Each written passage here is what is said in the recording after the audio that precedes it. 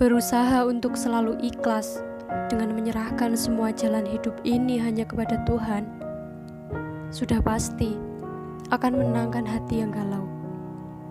Ya, kita tahu, dalam kondisi galau, keputusan yang diambil pun akan gerusa-gerusu, sembrono dan cenderung brutal.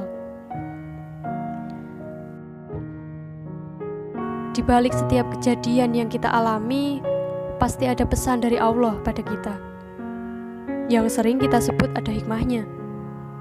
Insya Allah akan membimbing Anda menjadi seseorang yang kuat, sabar, sekaligus ikhlas dalam menjalani hidup yang luar biasa indahnya. Gelas yang selalu bergoyang, jika diisi air seberapapun, air itu akan tumpah. Namun, jika gelas tersebut tenang di posisi datar dan terbuka ke atas, dia siap diisi penuh sesuai kapasitasnya. Begitu juga dengan hati kita. Tenangkan. Biarkan di posisi datar tanpa bergejolak. Tengadahkan tangan ke atas untuk memohon ridhonya. Kita lihat seberapa banyak rezeki akan dituangkan menjadi amanah kita. Kalau tentang itu memang mudah disampaikan, Gus. Mudah untuk sekadar dikatakan. Tapi, apakah segampang itu untuk melakukan dan menjalaninya? Ya, pertanyaan ini seringkali muncul saat membahas sesuatu yang berhubungan dengan hati dan ikhlas. Mungkin Anda akan berpikir, untuk melakukannya tak segampang itu. Pasti sangat sulit. Saya juga mengakui itu.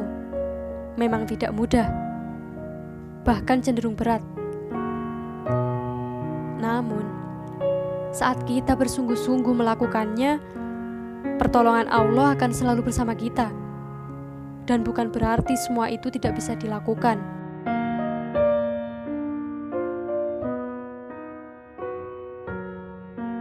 Ketika kita ikhlas dan bersyukur dengan semua yang diberikan Allah Subhanahu wa Ta'ala,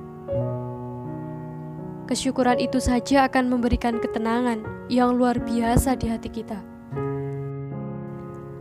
Memang, di setiap kesulitan pasti ada kemudahan, dan Dia akan memberikan jalan yang terbaik buat kita. Yakinlah bahwa rencana Tuhan itu lebih indah.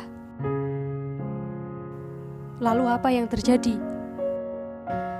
Saat semua peristiwa dan kejadian apapun bentuknya itu, kita terima dengan tulus dan legowo, akan datang yang namanya rasa syukur dan ikhlas. Ikhlas? Lah ikhlas itu makanan apa lagi, Gus? Oke, saya coba jawab. Ikhlas itu mempunyai 2 syarat. Syarat yang pertama adalah aktivitas, perbuatan, dan kegiatan apapun yang kita lakukan yang keluar dari diri kita adalah dalam rangka ketaatan kepada Tuhan kita. Lalu syarat yang kedua, aktivitas, perbuatan, dan kegiatan apapun yang kita lakukan yang keluar dari diri kita semata-mata karena Allah Subhanahu wa Ta'ala.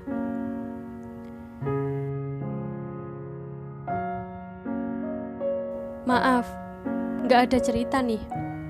Aku melakukan perampokan ini ikhlas. Bener loh ini.